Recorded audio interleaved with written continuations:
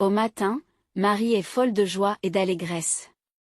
Ce qu'elle avait d'abord pris pour une exacerbation saisonnière de sa gastrite s'était avéré être une grossesse désirée et longtemps attendue de son roi bien-aimé. Marie a passé toute son enfance dans un orphelinat.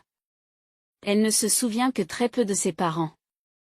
Son père est mort très jeune d'un cancer du poumon, car il fumait 2 paquets par jour. Sa mère est née avec une malformation cardiaque et n'a pas supporté la perte de son mari. Marie n'avait que 4 ans à l'époque. Elle se souvient que sa mère s'évanouissait et qu'elle courait chercher un médecin chez les voisins.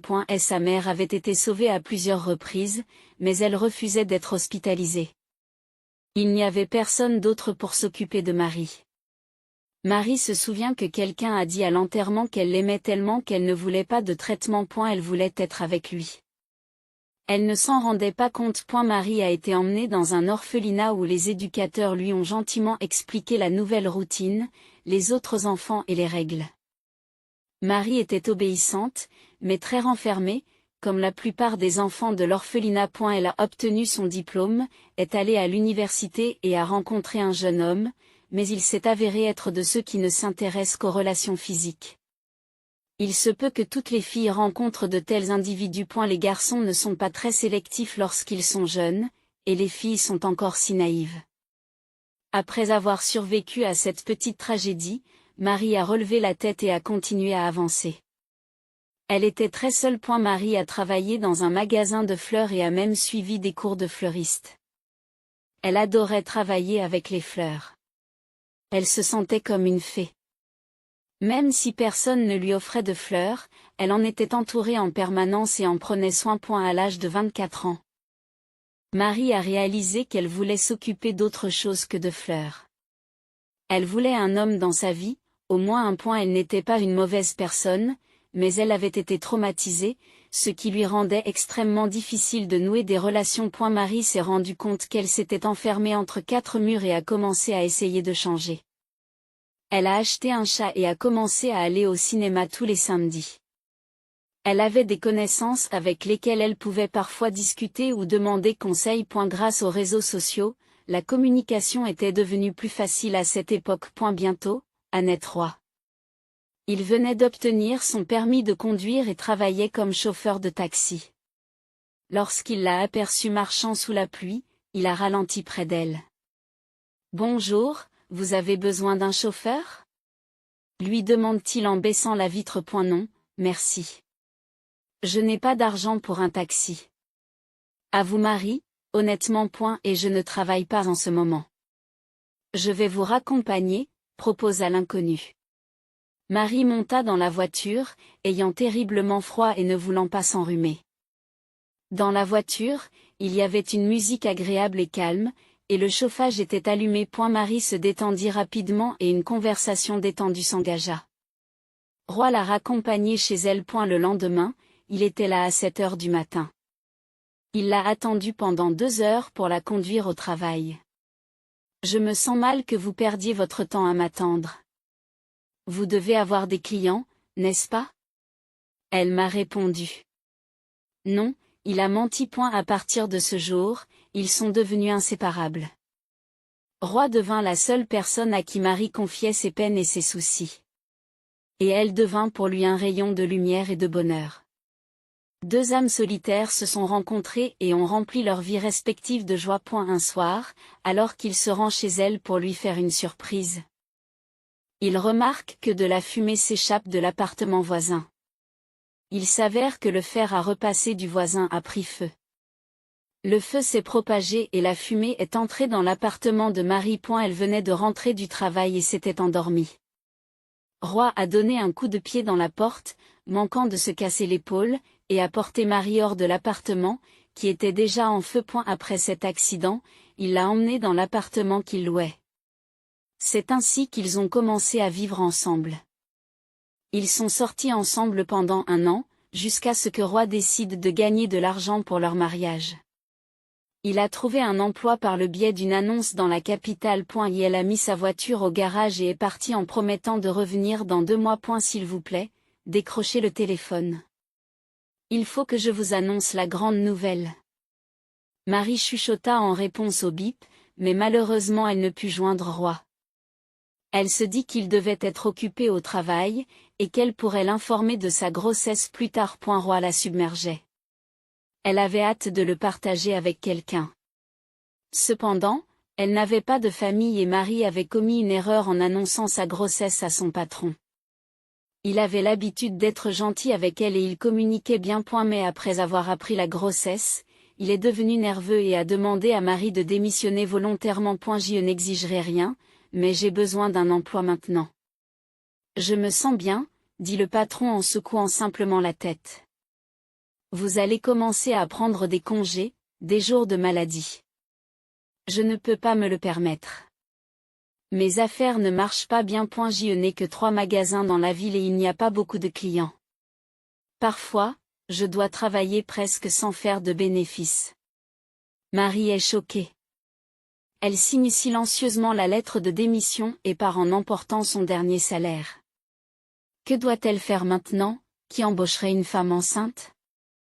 L'appartement a brûlé. Ils avaient promis de tout réparer et de rendre l'immeuble à nouveau habitable, mais ils ne lui avaient pas donné de délai précis. Marie recomposa le numéro de ROI. Elle devait la calmer et lui assurer que tout irait bien, que l'argent n'était pas un problème. Mais Marie n'entendait que des bips sur son téléphone, et le 3e jour, au lieu de bip, le message est devenu « Le téléphone de l'abonné est éteint ou hors de portée ». Marie était inquiète. Roy n'avait jamais disparu aussi longtemps. Et elle ne savait même pas qu'il allait être père. Et la date d'échéance du loyer approchait. Marie était en colère contre Roy. Elle n'avait pas les moyens de payer le loyer de son appartement, alors elle avait dû trouver une chambre dans une auberge 2 fois moins chère. Elle avait passé 2 jours à faire ses valises et à s'inquiéter. Marie essayait de ne pas pleurer, pour ne pas se stresser et finir à l'hôpital, risquant ainsi de mettre le bébé en danger. Ce serait insensé. Elle supposa que Roy avait perdu son téléphone et qu'il rappellerait bientôt. Lorsqu'il reviendrait, il lui reprocherait d'avoir déménagé, et elle lui reprocherait d'avoir laissé une femme enceinte seule, puis il pleurerait de joie et de soulagement d'être à nouveau ensemble. Le propriétaire de l'appartement que Marie avait nettoyé avant de partir lui a crié « Vous auriez dû me donner un préavis de 2 semaines. Comment vais-je trouver des locataires maintenant? Et qui va me payer pour la période d'inoccupation ?» Il a crié. « Je suis désolé. J'aurais dû te le dire hier, mais un jour n'aurait pas changé grand-chose. En plus, tu m'as demandé de ne pas appeler le week-end. Tu dois te servir de ta tête. Stupide femme. Je ne louerai plus qu'à des hommes. Vous n'êtes qu'une source d'ennui, dit le propriétaire en colère. Marie lui remet silencieusement les clés et s'en va. Se sentant honteuse et coupable. Elle s'installe dans une petite chambre où le bruit constant des enfants et des voisins qui courent dans le couloir commun au sol en bois la tient éveillée jour et nuit. Elle voulait constamment des fruits. L'enfant réclame des vitamines et il reste de moins en moins d'argent. Pour joindre les 2 bouts, Marie a pris un emploi de plongeuse dans un restaurant. Elle a honnêtement informé l'employeur de sa grossesse et de ses besoins financiers. Et elle l'a autorisé à travailler moyennant une petite rémunération officieuse. Malgré ses efforts, Marie a eu du mal à joindre les 2 bouts. Entre-temps, elle a porté plainte auprès de la police. Depuis combien de temps a-t-il disparu? Demande le policier. Depuis longtemps. Cela fait 3 semaines. 17 jours, précise Marie. Elle était pâle et épuisée, s'étant rendue sur place à l'heure du déjeuner. Marie partagea toutes les informations qu'elle connaissait sur le travail de Roy dans la capitale et sur son employeur. 4 jours plus tard, elle reçoit un appel. Nous avons vérifié les morgues et les hôpitaux, mais nous n'avons rien trouvé. Nous avons lancé un avis de recherche, mais cela fait maintenant 4 jours et il n'y a aucun résultat. En règle générale, si aucun résultat n'est obtenu dans les 3 premiers jours, il est peu probable que la personne soit retrouvée, d'autant plus qu'elle a disparu beaucoup plus tôt. Restez fort. Si nous avons des nouvelles, nous vous appellerons, mais ne vous faites pas d'illusions. Il est probablement mort. Il y a tellement de crimes là-bas. En entendant cela, Marie s'est sentie nauséeuse et étourdie. Elle ne savait pas comment traiter cette information. toute la journée, elle avait espéré que ces mauvaises nouvelles ne soient pas vraies. Cependant, lorsqu'elle a lu en ligne les témoignages d'autres personnes qui avaient perdu des êtres chers dans les villes surpeuplées, elle a compris que la police n'exagérait pas. Un mois plus tard, Marie marchait tranquillement le long du pont. La berge était remplie de couples qui s'y promenaient tous les soirs. Ils sont beaux et heureux, certains marchent même avec leurs enfants. Marie les regarde et les larmes lui montent aux yeux. Elle savait qu'elle ne se promènerait plus jamais ainsi avec Roy, puisqu'il n'était plus là. Et leur enfant, s'ils avaient la force de le soulever, ne verrait jamais son papa. Un tel désir l'envahit. Les hormones l'étouffaient de l'intérieur. Il y avait une odeur de maïs bouilli et le bébé demandait à manger. Mais Marie vient de payer aujourd'hui la totalité de la chambre qu'elle a louée. Il restait des céréales et des pommes de terre. Assez pour ne pas mourir avant la paix. Un déclic se produisit dans sa tête et Marie se dirigea vers le centre du pont. Elle savait qu'un saut de là serait mortel. C'était trop. Marie le voulait de toute son âme. Elle était épuisée, fatiguée d'attendre, de souffrir. Nous ferons de notre mieux, bien sûr, mais dans des cas comme celui-ci, il y a 3 issues possibles. Il peut être mort, être à l'hôpital, battu et sans papier, ou avoir rencontré quelqu'un d'autre et ne pas vouloir revenir. Il y a une 4e possibilité. Il se peut qu'il ne soit pas en mesure de contacter qui que ce soit. Dans ce cas, les gens s'adressent généralement à la police, qui leur permet d'entrer en contact avec leurs proches. Connaît-il votre numéro? Y a-t-il d'autres parents? Oh, non. Ses parents sont décédés et sa grand-mère vit dans un autre pays. Il n'a personne ici, il n'y a que moi. Mais il connaît mon numéro. Je ne l'ai pas changé. Je l'ai appelé tant de fois. Pourquoi ne répond-il pas? Marie, vous devez être forte. Nous faisons tout ce que nous pouvons pour le retrouver. Nous n'abandonnerons pas. Je ne peux plus supporter cette incertitude. Je dois savoir ce qui lui est arrivé. Nous comprenons, Marie. Nous continuerons à chercher. Ne perdez pas espoir. S'il vous plaît. Trouvez-le. Je ne peux pas imaginer ma vie sans lui. Nous ferons de notre mieux, Marie. Nous ne nous arrêterons pas tant que nous ne l'aurons pas trouvé. Elle n'avait personne à qui parler de sa grossesse. Personne à serrer dans ses bras, personne à qui demander conseil. Elle réalisa qu'elle ne reverrait probablement jamais Roy. Je viens à toi. Nous venons à toi. Pour te rencontrer. Elle marmonna sous sa respiration et s'approcha de la balustrade. Elle regarda autour d'elle. Il n'y avait personne. Tout le monde était occupé à faire ce qu'il avait à faire. Si elle agissait avec détermination, personne ne pourrait l'arrêter. Marie regarda les vagues. La rivière était si belle dans la lumière du coucher du soleil.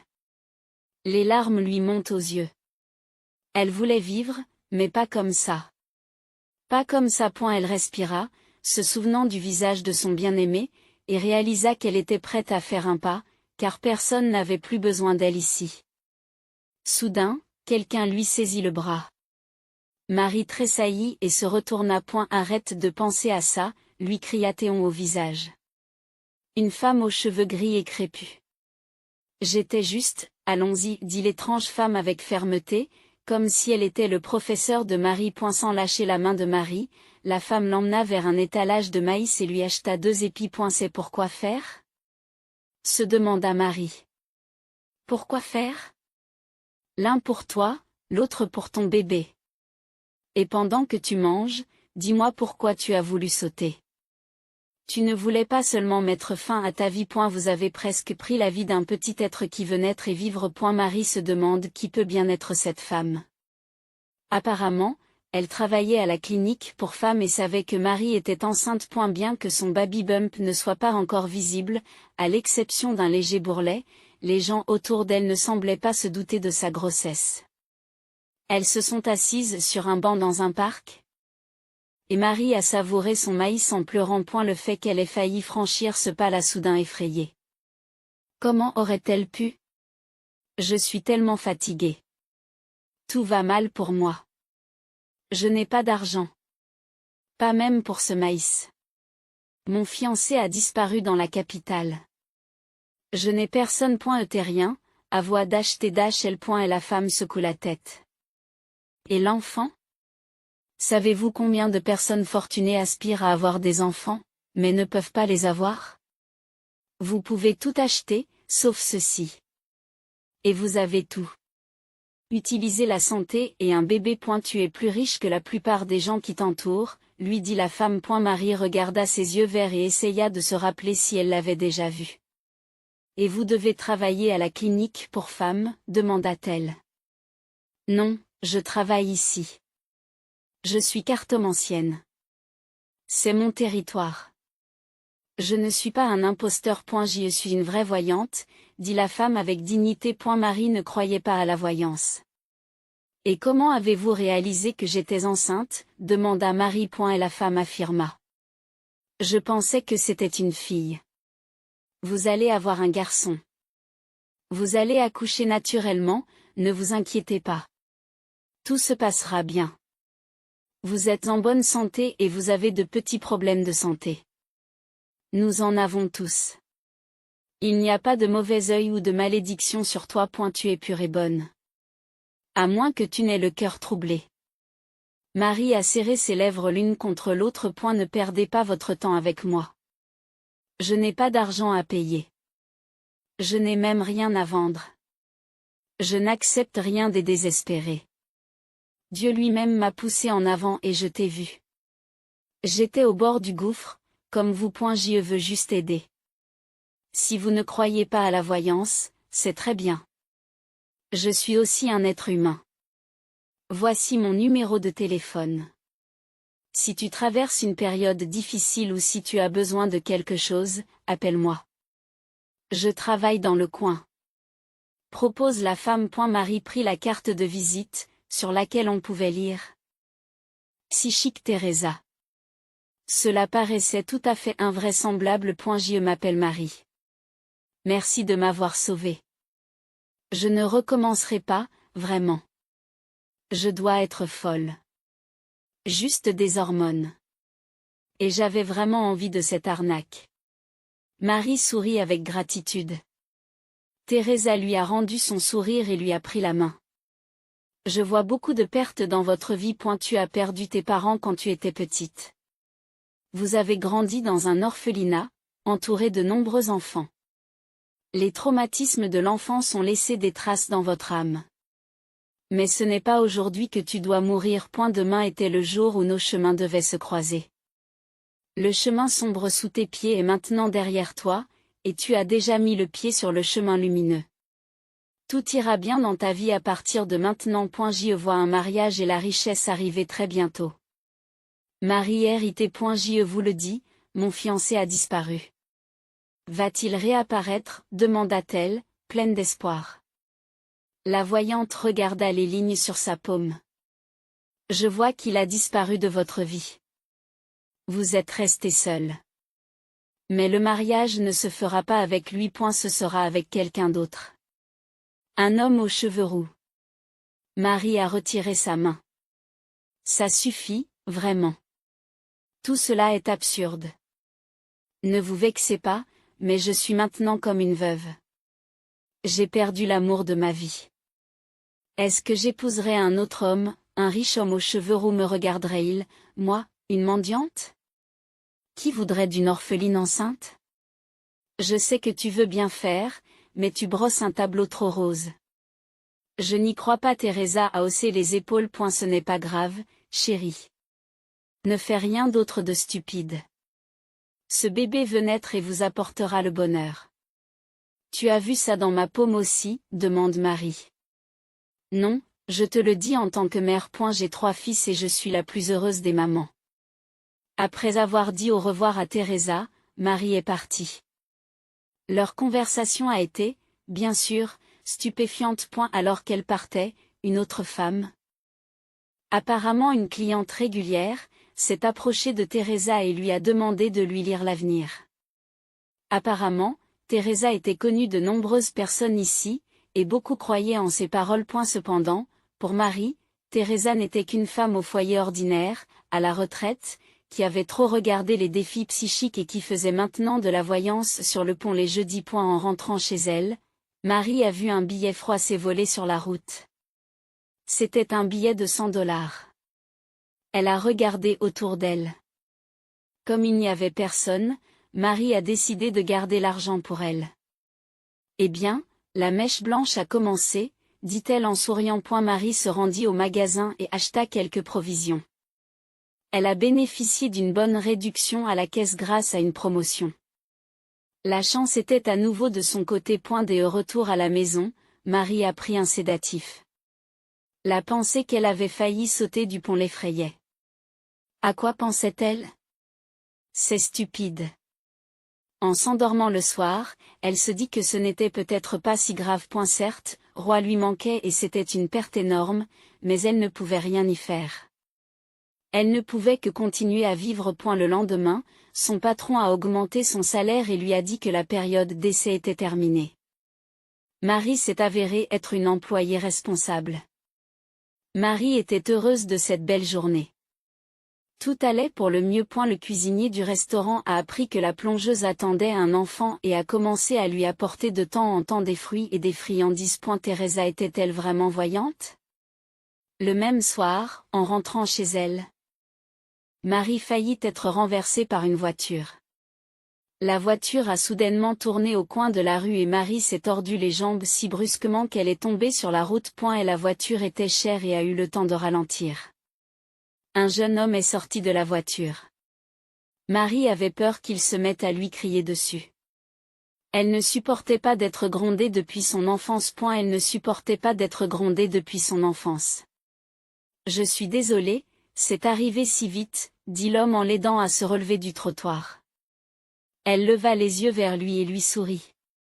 Ta tête rouge. L'homme rit, aidant la fille à se dégager. Des voitures klaxonnent déjà derrière eux.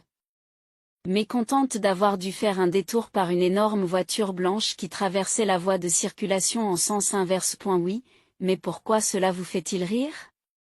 Désolé, c'est n'importe quoi. Marie essaya de se mettre sur son pied mais poussa immédiatement un cri de douleur. Montez. Je vous emmène aux urgences.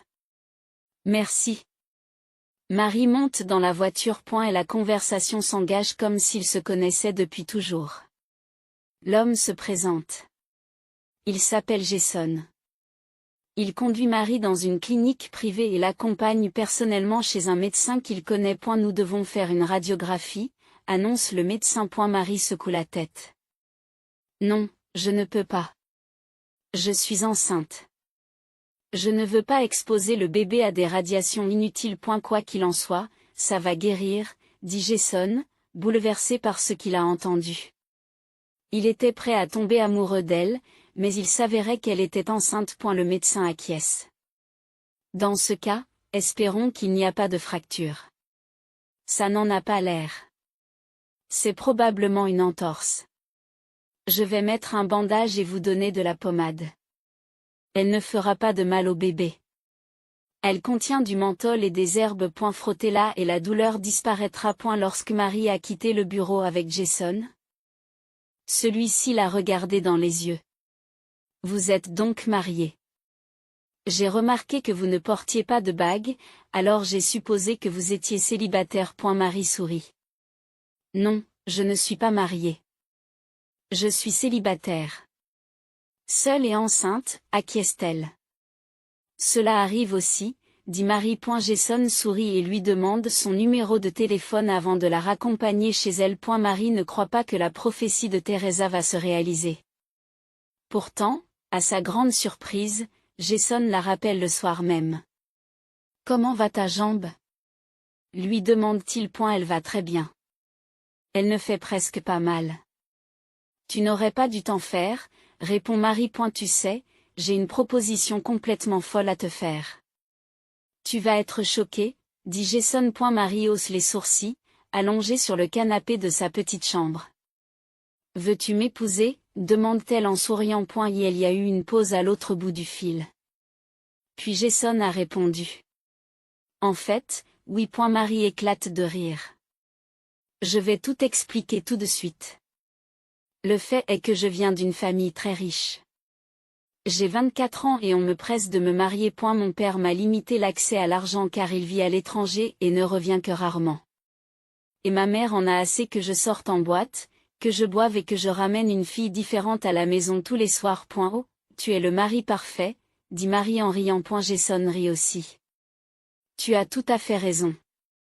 On a déjà commencé à parler de me déshériter.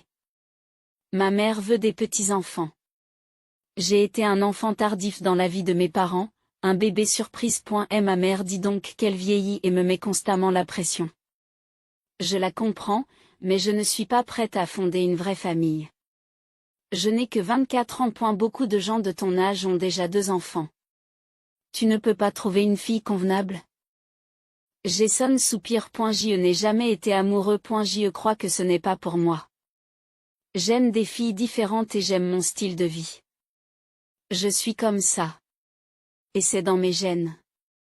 Mon père ne pouvait pas non plus vivre avec sa famille. Ma mère en a eu assez qu'il la trompe et ils ont fini par se séparer. Mon père fait des affaires dans un autre pays tandis qu'elle reste ici. Ils ne sont pas divorcés, mais ils ne vivent pas ensemble. Je ne suis pas non plus faite pour la vie de famille. Que veux-tu de moi, vilain garçon? Marie ne pensait pas qu'il était sérieux.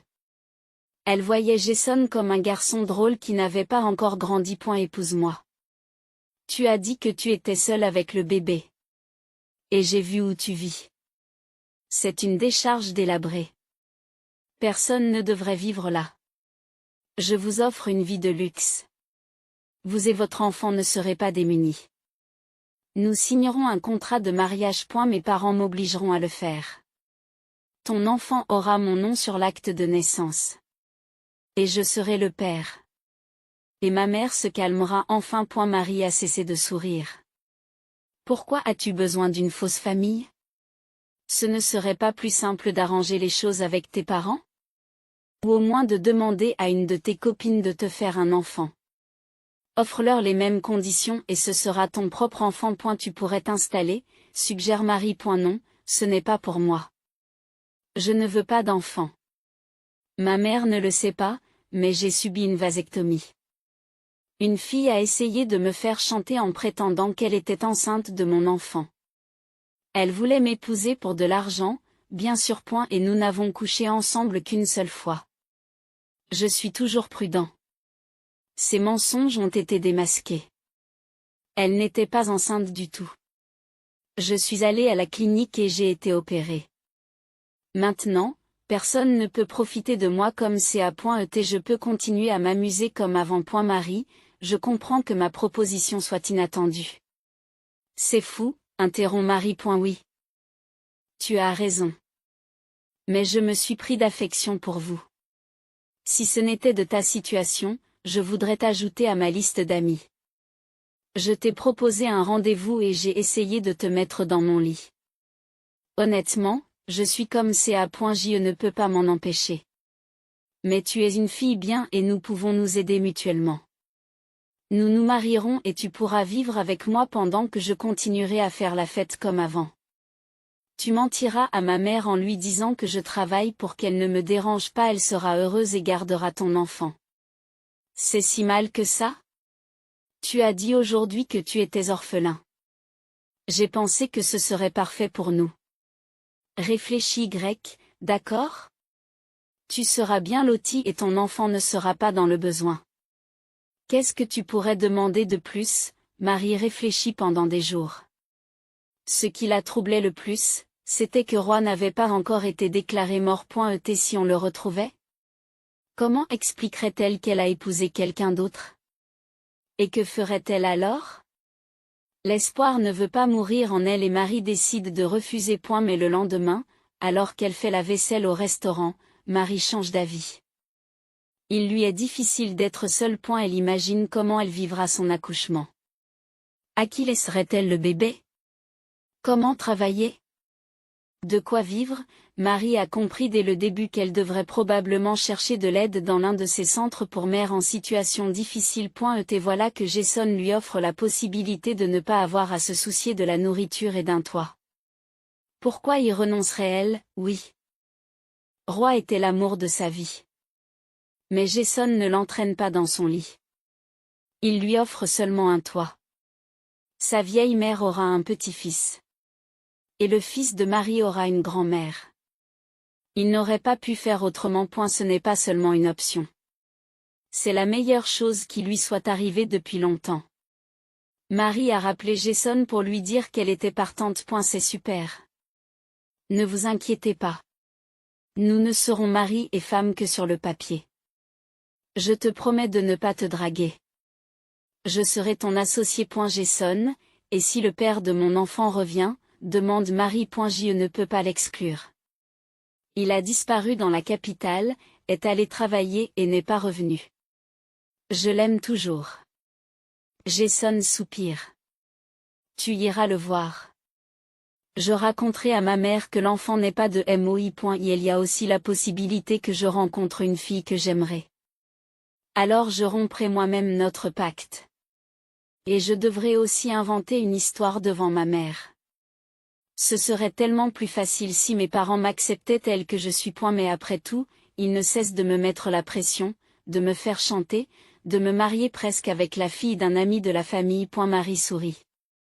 Qu'est-ce qui ne va pas avec la fille d'un ami de la famille, demande-t-elle. Ils sont trop religieux. Adieu, l'alcool et tous mes divertissements. Ils ont donc décidé de se réserver le droit de rompre la relation à la demande de l'une ou l'autre des parties.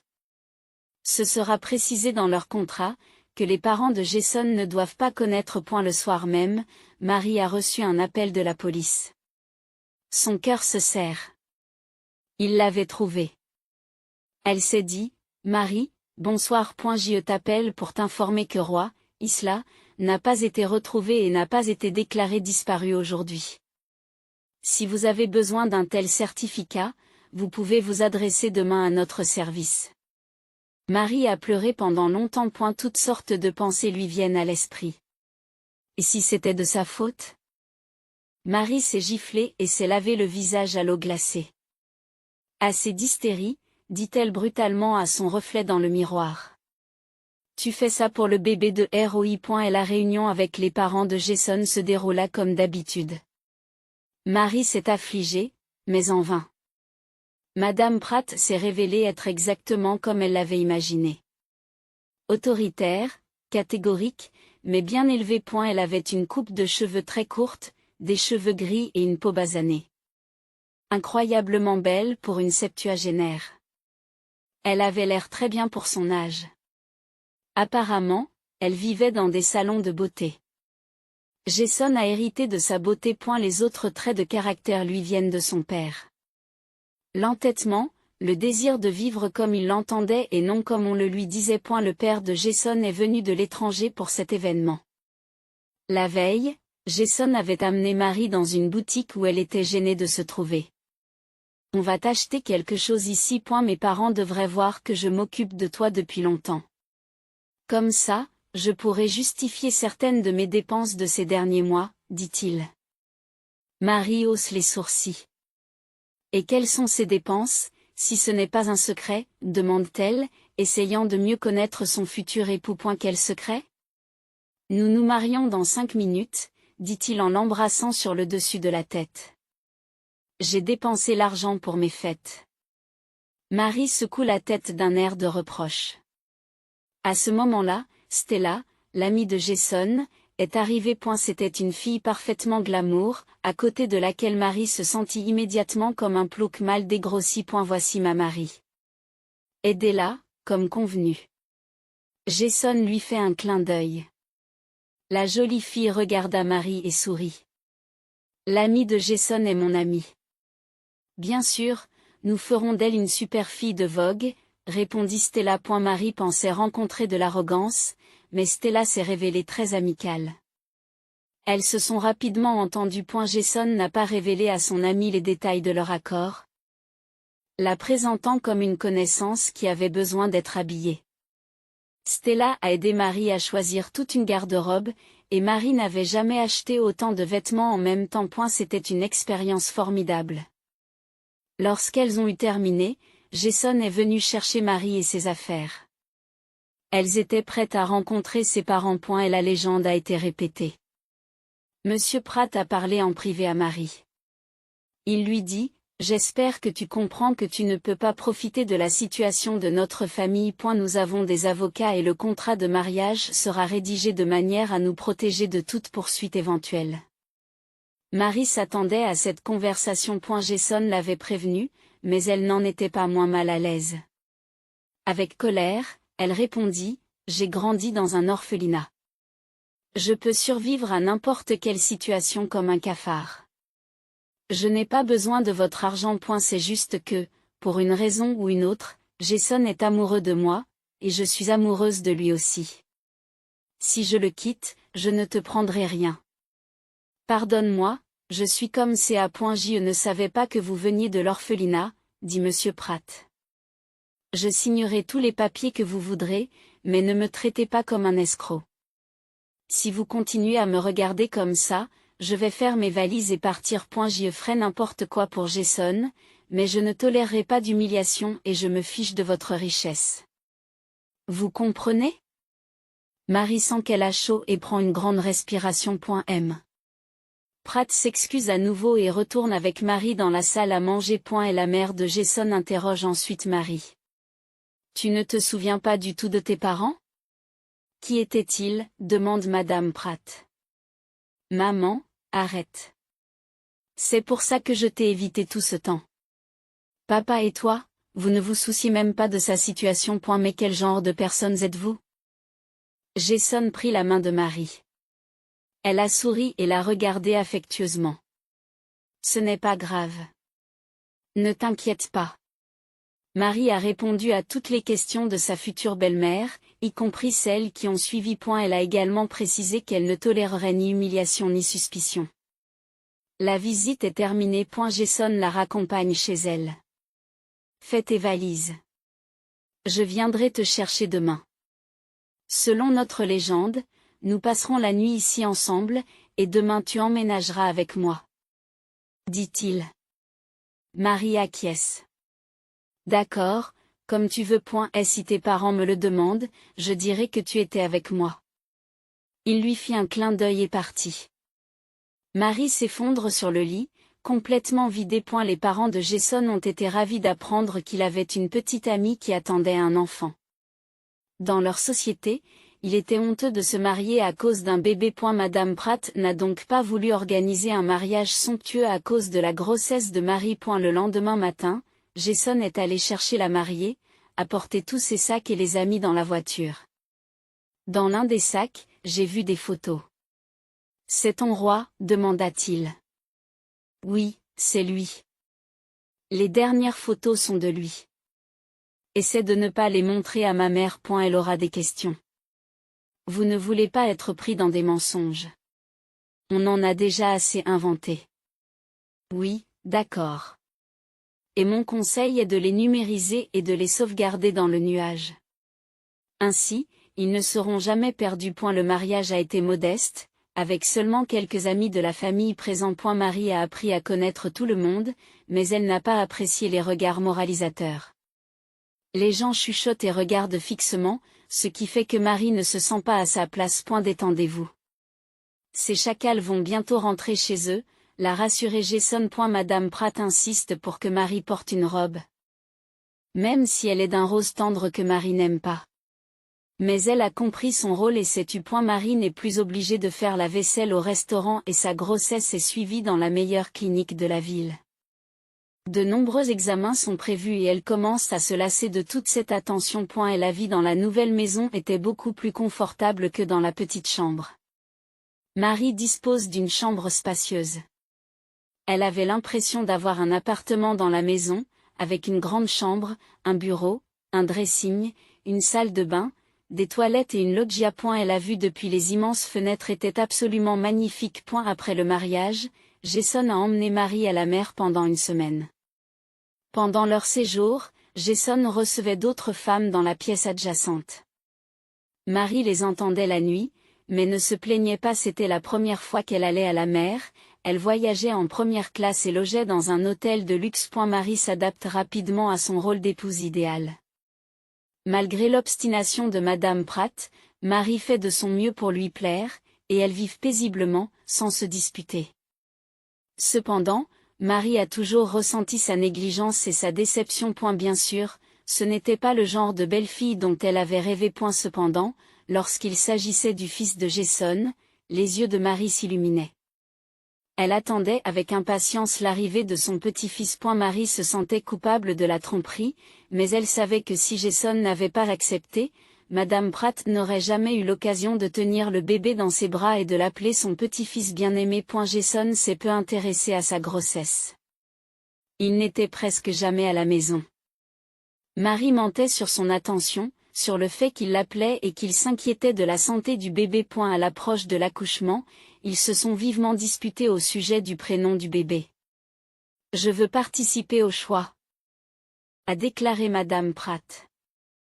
Jason s'est disputé avec elle.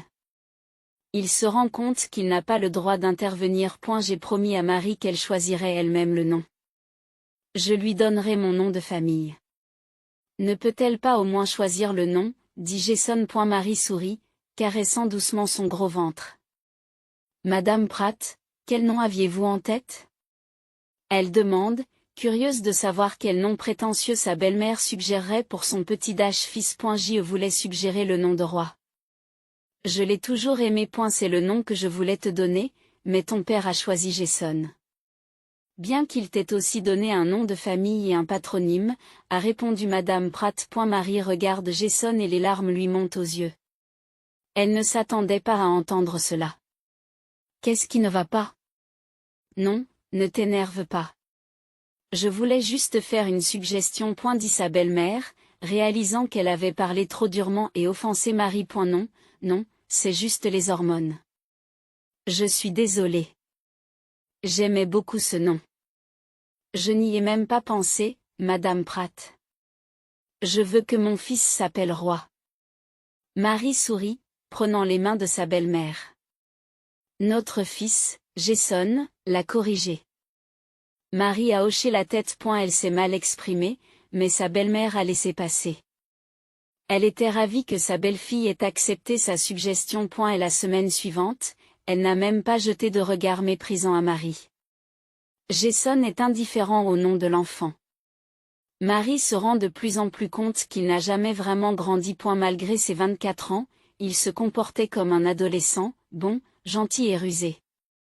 Mais il a toujours traité Marie avec gentillesse et a toujours subvenu à ses besoins. L'accouchement a lieu dans le meilleur hôpital. Marie est épuisée car le travail a duré 20 heures et les analgésiques n'ont apporté que peu de soulagement. Mais lorsqu'elle a tenu le petit roi dans ses bras, toutes ses souffrances ont été oubliées. Jason, en bon père et Marie, attendait patiemment dans le couloir. Le soir, le médecin l'a autorisé à tenir le bébé dans ses bras. Il est si petit. Il est si petit. Sourit Jason. J'aurais peut-être dû faire cette opération pour rien. Avoir des enfants n'est pas si mal. Tu peux tout récupérer. Et tu peux avoir des enfants, n'est-ce pas, demande-t-elle. Marie souhaite sincèrement du bonheur à Jason. Ils étaient devenus de bons amis pendant cette période.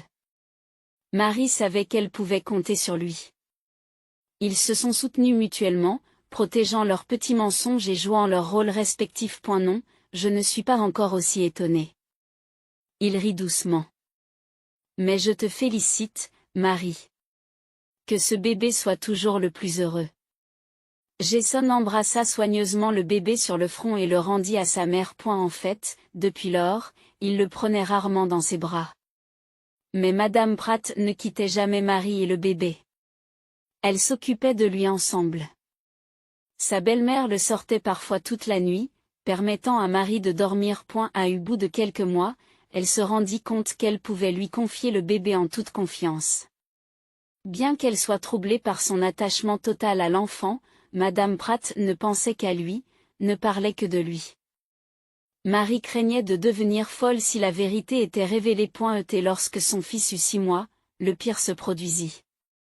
Personne n'était prêt à l'affronter. Ce jour-là, Madame Pratt était d'excellente humeur. Elle tenait son petit-fils bien-aimé dans ses bras lorsque le téléphone a sonné. Marie était là, assise sur une chaise. Marie, prenez Roy, dit Madame Pratt après avoir raccroché. Il s'est passé quelque chose? Demanda Marie. Oui. Jason a eu un accident. Il est mort. Nous devons aller identifier le corps. Elle dit cela comme si c'était quelque chose d'insignifiant. Marie prend le bébé et s'enfonce dans le fauteuil. Des larmes jaillirent de ses yeux. Madame Pratt n'a pas pleuré à ce moment-là. Elle n'a pas non plus pleuré lors de la séance d'identification. Elle a simplement fait ce qui était nécessaire. Mais elle a cessé de sourire pour de bon. Jason a été renversé par une voiture à un passage clouté. Elle avait garé sa voiture et traversait la route en tenant un bouquet de fleurs pour sa petite amie.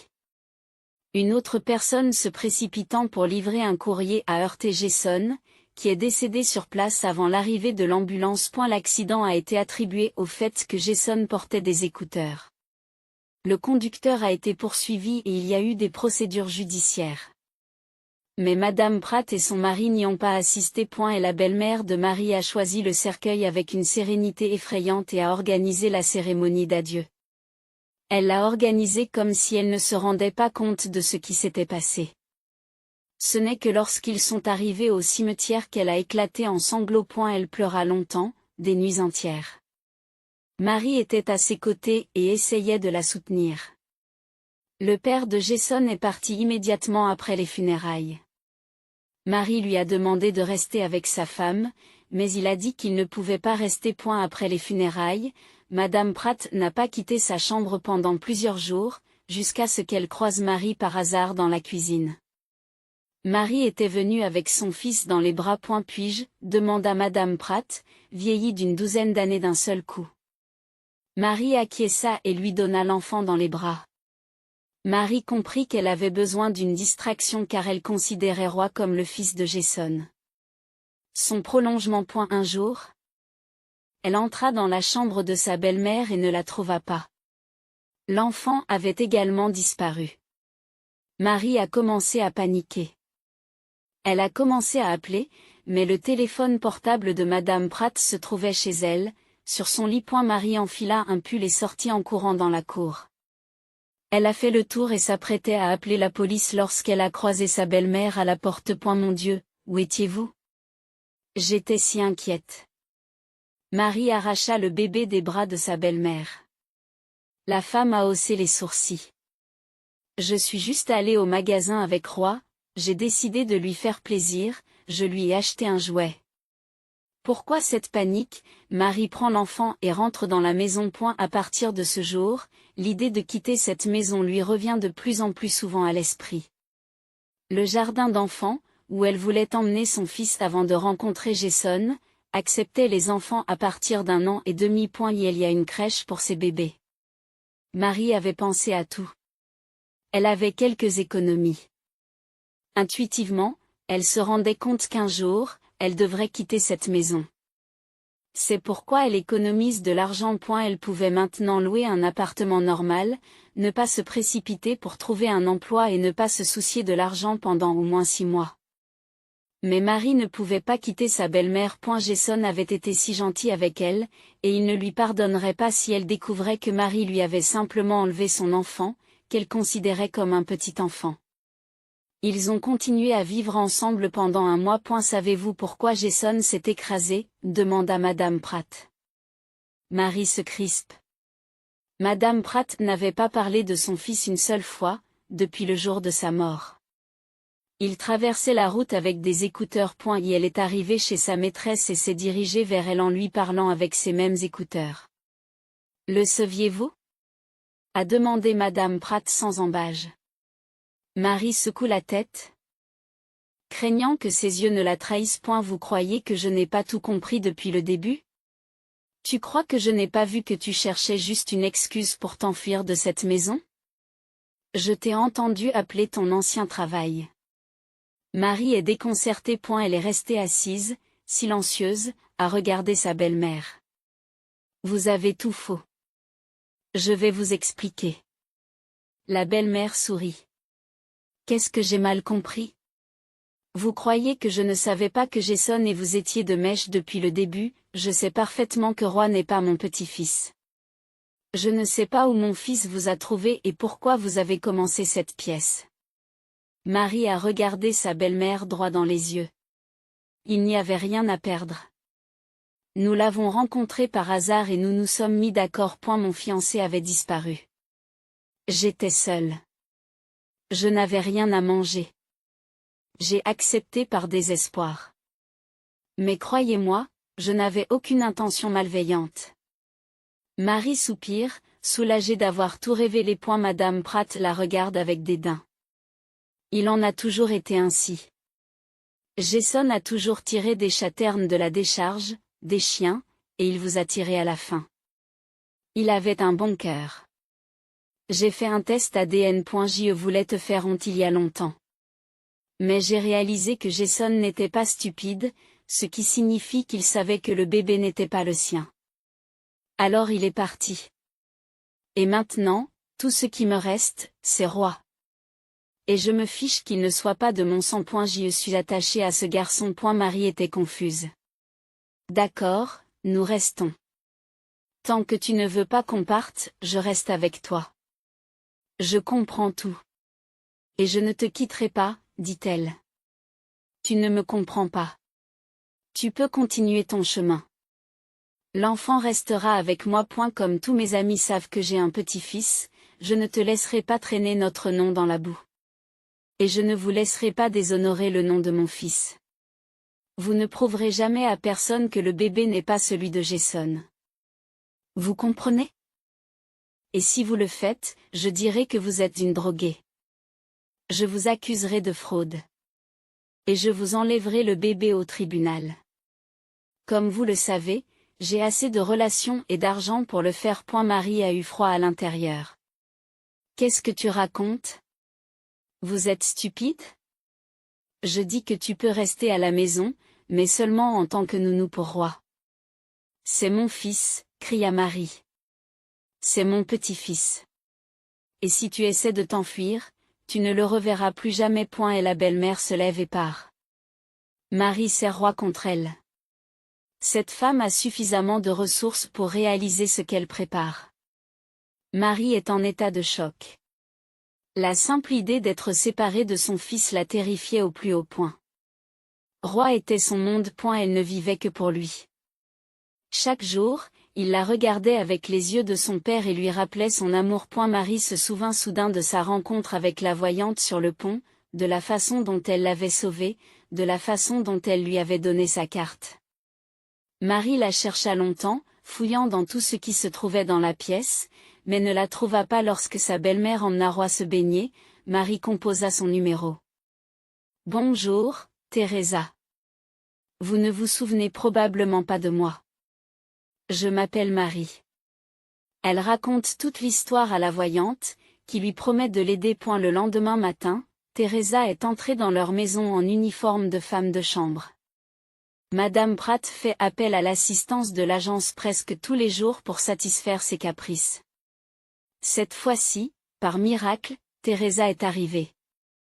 Elle passe devant Marie avec un clin d'œil. Lorsque toutes les tâches ménagères ont été accomplies par les mains attentionnées de Teresa et que Madame Pratt s'est endormie dans sa chambre, Marie est entrée discrètement dans la cuisine. Qu'est-ce que tu caches? Entre, sourit Teresa. Et Madame Pratt? Elle dort. Je lui ai donné des somnifères. Elle dormira encore 5 heures au moins. Fais tes valises tranquillement et viens avec moi. Marie ne s'attendait pas à pouvoir s'envoler de sa cage dorée dès le lendemain. Elle n'hésite pas. Elle n'emporte que l'essentiel, laissant presque tout ce qu'elle avait acheté avec l'argent de Jason. Teresa appelle une voiture, une camionnette blanche sans plaque d'immatriculation, qui s'arrête devant la maison. Teresa, Marie et le bébé sont montés à bord. Elles sont parties en plein jour, n'emportant que 2 sacs d'affaires. La voyante les a ramenés chez elle. Marie est fatiguée, elle transpire. L'appartement était petit mais confortable. Il y avait 3 chambres d'amis. Tu sais, je t'ai menti à l'époque à propos de la trace blanche. Je savais qu'une autre mort et une autre tromperie t'attendaient, mais je t'ai parlé du mariage pour que tu ne te décourages pas. J'avais peur pour toi, se souvient Teresa. Oui, tu m'as sauvée et tout s'est passé comme tu l'avais dit. Tu sais, Teresa, je ne crois pas à la voyance, mais je crois en toi. C'est la deuxième fois que tu me sauves, dit Marie. Comme il faisait chaud dans la pièce, elle a enlevé son pull, révélant une vieille cicatrice affreuse sur son épaule nue. Elle était petite mais visible. D'où vient-elle, demande Teresa, figée sur place, effrayée. J'y l'ai depuis ma naissance, dit Marie en faisant un signe de la main. Mais Teresa la regarde d'un tout autre œil. Elle fait asseoir Marie à la table et lui explique qu'en plus de ses 3 fils, qui ont parcouru le monde, elle a une fille. Cette dernière lui avait été volée il y a longtemps et avait été traumatisée à la naissance. Son épaule a été endommagée, laissant une cicatrice. Marie ne peut croire à une telle coïncidence, mais Teresa la supplie de faire un test ADN. Je me souviens de mes parents. Ce n'est pas possible, dit Marie. Elle commence à vivre avec Teresa. Trouve un emploi et emmène Roy à la crèche. Marie n'a pas pu officialiser son union sur le plan juridique, car elle craignait que Madame Pratt ne les retrouve par l'intermédiaire de l'enfant. Marie a également pris des emplois à temps partiel afin d'économiser de l'argent pour déménager dans une autre ville.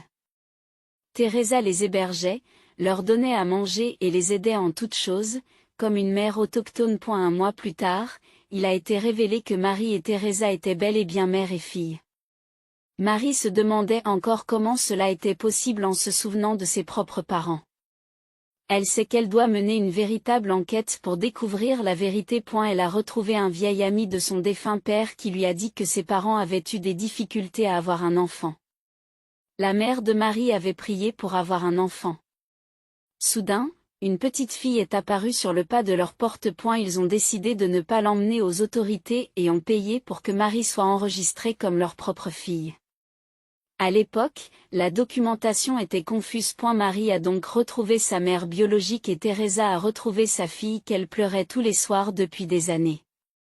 Elles ont commencé à vivre ensemble comme une famille. Mais Marie s'inquiétait également du fait que Madame Pratt pouvait à tout moment mettre ses menaces à exécution. Un jour, Marie décida de la confronter.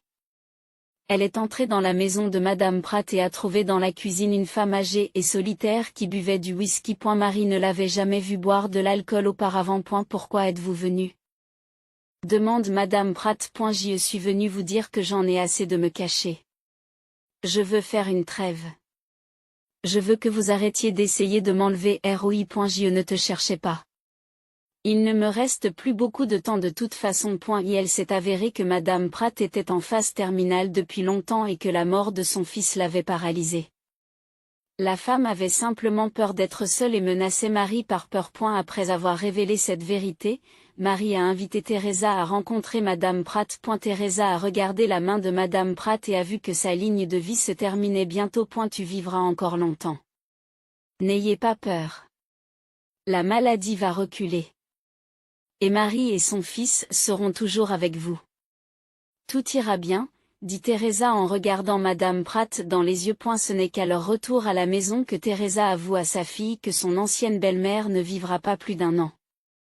Marie fait ses valises pour emménager temporairement chez Madame Pratt. Teresa et elle avaient convenu que ce serait mieux ainsi. Marie se sent redevable envers Jason et décide d'être présente pour sa mère jusqu'à la fin. Lorsque tout fut emballé, on sonna à la porte. Roy se tenait sur le seuil. Marie fut submergée de stupeur lorsqu'elle vit son bien-aimé. Elle pleura et le serra fort dans ses bras. Plus tard, ils eurent une conversation sérieuse et Marie avoua qu'elle avait épousé un autre homme par fin désespéré. Elle lui a parlé de Jason et de sa belle-mère mourante. Elle lui a parlé de Teresa, qui s'est avérée être sa propre mère, et de ses 3 frères qu'elle a eus. Roy est contrarié que son fils n'ait pas son nom de famille. Marie a essayé d'expliquer la situation et la raison pour laquelle elle ne pouvait pas changer les documents immédiatement. Comprenez-moi bien. Madame Pratt vit ces derniers mois. Elle veut croire qu'il s'agit de son petit-fils. Elle a perdu son fils. Nous changerons tout une fois qu'elle sera partie. Si vous le voulez, bien sûr. À son tour.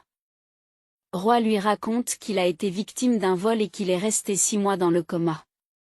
Après avoir retrouvé la mémoire et suivi un traitement, il s'est adressé à la police et ce n'est que maintenant qu'ils ont pu retrouver Marie. Elle a vécu une histoire incroyable où il a trouvé des amis et a été aidé par de parfaits inconnus. Son voyage vers la femme qu'il aimait a été long et maintenant, en la tenant dans ses bras, il ne pouvait pas croire que Marie allait simplement faire ses valises et partir vivre ailleurs sans lui. Mais Jason et moi n'avions rien et je ne peux pas laisser une femme mourante seule. Peux-tu me laisser ? Après tout, ils se disputaient dans la cuisine et seule Teresa pouvait résoudre la dispute. Calme-toi. Tu ne sais pas ce que Marie a enduré. Elle s'occupera de la femme malade, mais vous continuerez à vous voir tous les jours. Marie sortira avec le bébé. C'est comme ça que vous vous verrez, dit Teresa. Teresa parlait toujours avec assurance et les gens la croyaient. C'était peut-être son don. Marie déménagea avec le bébé dans la maison de Madame Pratt et vécut avec elle pendant 4 mois. Elle a égayé les derniers jours de Madame Pratt et celle-ci lui était si reconnaissante qu'elle lui a laissé l'immense maison que Marie avait fui. Après le décès de Madame Pratt, Marie a vendu la maison dont elle avait hérité, car elle était trop triste et trop chère à entretenir. Ils achetèrent une maison plus petite et les nouveaux propriétaires y emménagèrent bientôt. Une diseuse de bonne aventure de la clé, Teresa, Roy et le petit garçon.